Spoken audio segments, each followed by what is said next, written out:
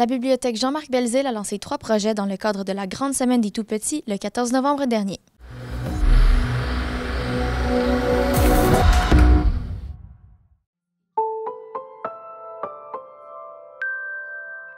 Les pieds dans les flaques.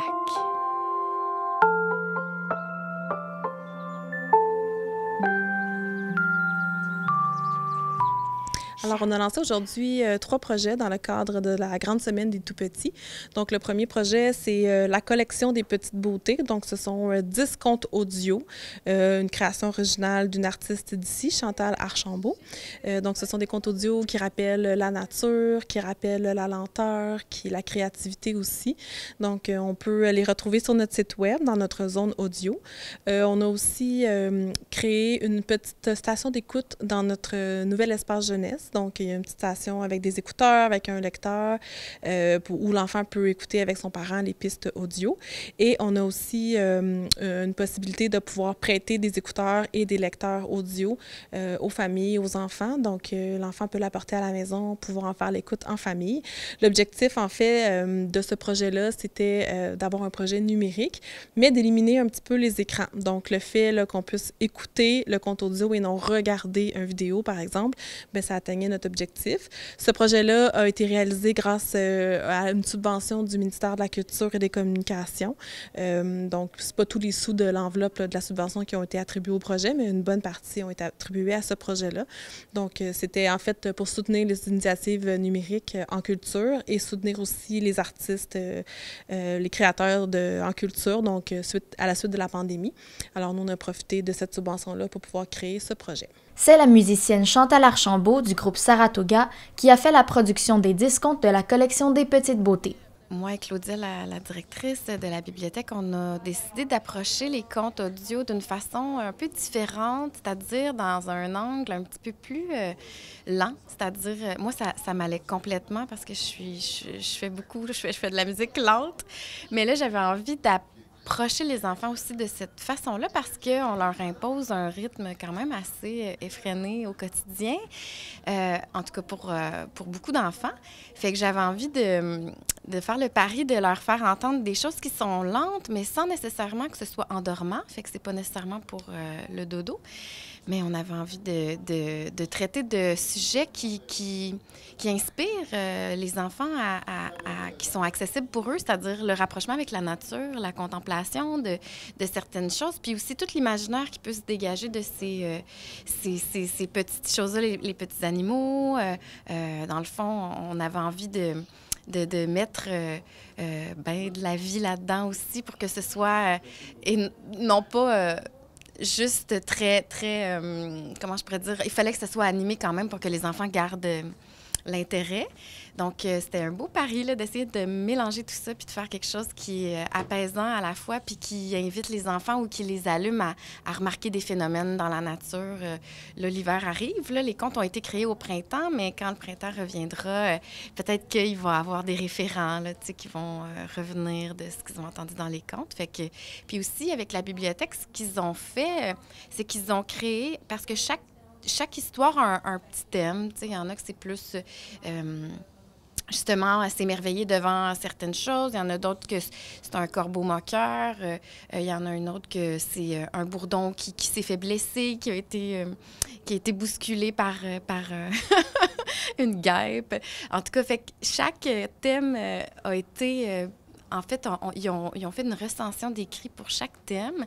Donc, il y a plein de livres qui sont recensés pour chaque histoire.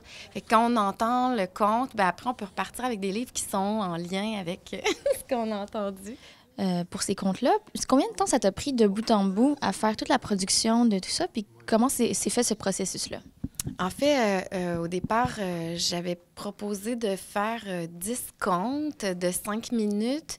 Puis, en cours de route, je me suis rendu compte que c'était vraiment plus long que je pensais à faire. Fait que j'ai passé quand même beaucoup de temps là, au quotidien. Là. Ça a été un projet qui m'a pris 3 mois, du début à la fin. Enregistrer les sons, créer les histoires, créer les voix, faire le montage, essayer que ça sonne bien dans une auto, que ça sonne bien dans des écouteurs. Fait que c'est pas évident, là. Donc, puis j'ai pas une formation de sonorisatrice, là. Fait que c'était un peu... Ben, en fait, c'est un beau défi. Finalement, le résultat est écoutable. Le résultat est bon.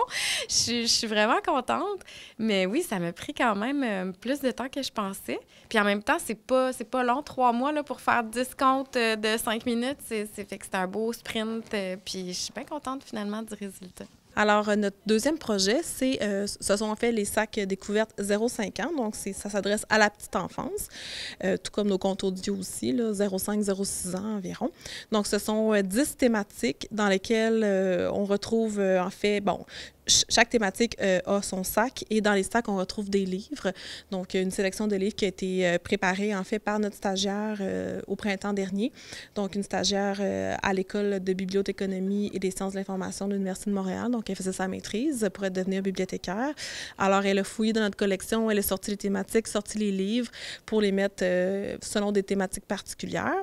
On a ajouté à ces sacs-là, donc, un jeu ou un jouet selon le sujet.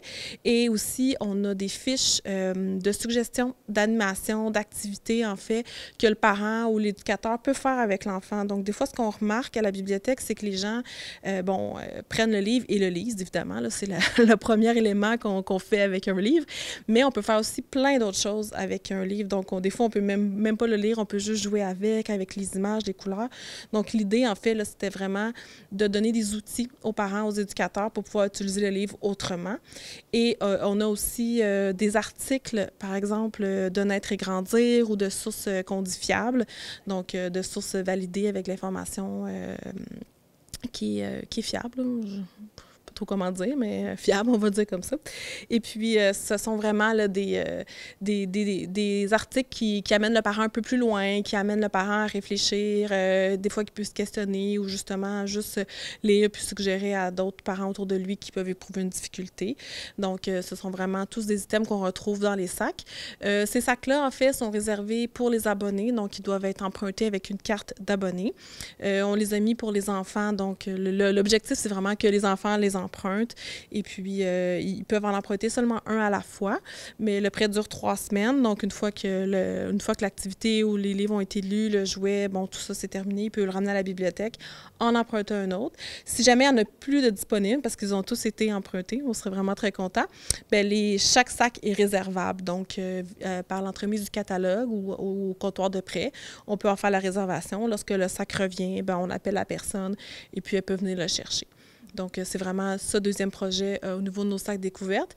Et tout ça, bien, vient s'encadrer un petit peu dans notre nouvel espace jeunesse 0-5 ans. Donc, c'est notre coin des tout-petits. L'an passé, on a fait la peinture à la bibliothèque. Et puis, cette année, bien, on a réaménagé notre coin. Donc, notre équipe des loisirs, l'École bleue, ont participé à la création du mobilier. Donc, ils ont construit une petite maisonnette, des cubes pour mettre des livres dedans.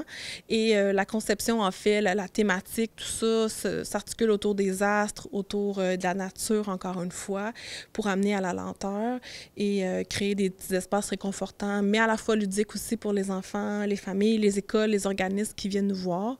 Donc, on a vraiment là, créé justement ce petit cocon-là qu'on souhaite avoir à la bibliothèque.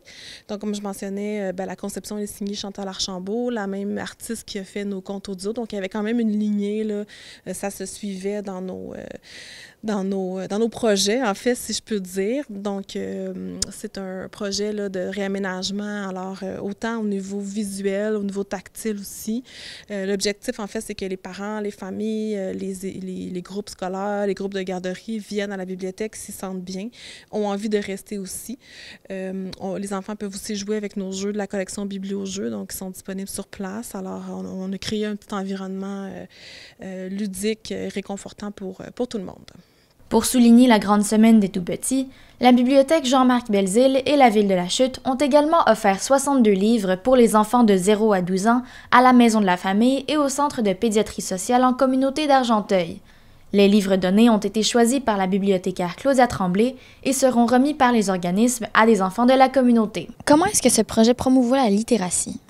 Donc, la littératie, en fait, c'est toutes les connaissances de base qu'une personne doit posséder pour être fonctionnelle dans la société. Donc, au Québec, il y a plusieurs, disons, c'est sur 5 niveaux. Puis, on dit qu'au Québec, là, il y a beaucoup de gens, en fait, une très grande partie de la population qui n'atteint même pas le niveau 3. Donc, le niveau 3, c'est le niveau pour être fonctionnels de base là, dans la société. Donc, nous, ces projets-là, en fait, viennent justement amener un certain éveil à la lecture. On le sait, là, c'est prouvé là, que l'enfant, plus il est jeune, plus il est amené à être en contact avec les livres, bien, plus il va avoir un intérêt aussi, et plus ça va devenir dans sa routine un peu la lecture. Donc, l'objectif, là, c'est vraiment d'amener les enfants à être en contact avec le livre le plus tôt possible, qu'ils se sentent bien aussi dans l'endroit où il peut lire. Et aussi, bien, l'objectif, oui, on vise les enfants, la petite enfance, mais bon, en bas âge, l'enfant, il lit pas tout seul, donc c'est quelqu'un qui l'amène à lire ou qui l'amène à être en contact avec l'objet qui est le livre. Donc, on vise aussi là, tous les acteurs qui gravitent autour de l'enfant, donc que ce soit bon, les parents, les grands-parents, la garderie, la communauté aussi. Donc, chacun a un devoir là, d'amener l'enfant à être en contact un peu plus avec le livre pour amener justement une alphabétisation un peu plus précoce, un intérêt aussi. Puis tout ça bien, favorise évidemment la littératie. Tu sais, il y a plusieurs sortes de littératie. Là. Il n'y a pas juste la littératie littéraire. Là. Il peut y avoir de la littératie numérique. Par exemple, nos contes audio, bien, c'est de la littératie numérique, donc on apprend à utiliser des outils. Ça peut être la littératie chiffrée aussi, scientifique, financière. Donc, il y a vraiment une panoplie de littératie. Nous, ici, c'est sûr qu'on vise à un peu toutes les toucher, mais particulièrement ici, c'est l'éveil à la lecture qu'on souhaite offrir. Puis pour terminer, est-ce que vous pensez créer d'autres contes audio pour poursuivre ceux qui ont été créés cette fois-ci? Le projet initial, c'était en fait de créer 10 contes audio avec la subvention. Donc, pour l'instant, on en a créé seulement 10. Par contre, on va voir comment va être la réaction des gens, est-ce qu'il va y avoir un engouement. Donc, c'est certain que si jamais il y a un engouement, il y a un intérêt, oui, on pourrait être amené à en créer d'autres. Peut-être aussi que ça ne sera pas nécessairement la même suite, ça pourrait être sur une autre thématique. Donc, oui, effectivement, là, ça pourrait être des projets dans l'air comme ça. Par exemple, pour les sacs découvertes, bien, on a 15 thématiques, mais on en offre seulement 10 maintenant pour pouvoir faire une petite rotation plus tard. Donc, on a même réfléchi peut-être à avoir des sacs découvertes pour les adultes aussi, par exemple en combinant des films, de la musique avec des livres ou sur des sujets, par exemple sur l'exercice. Bon, on pourrait avoir un tapis de yoga avec des livres sur le sujet, un lien vers des exercices plus en ligne. Donc, on est vraiment ouvert à tous les projets. Si jamais les gens aussi, j'invite les gens, si jamais on a des suggestions de trousses qu'ils aimeraient avoir ou de projets qu'ils aimeraient voir sur pied, bien, nous en faire part à la bibliothèque. Des fois, ça peut venir se joindre à ce qu'on réfléchit déjà, puis ça peut venir faire un projet rapidement aussi. On est très ouvert aux idées.